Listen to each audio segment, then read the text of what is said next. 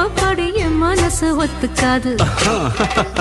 செந்தூர பாண்டிக்கு ஒரு சோடி கிளி கூட சோழ கழுது போல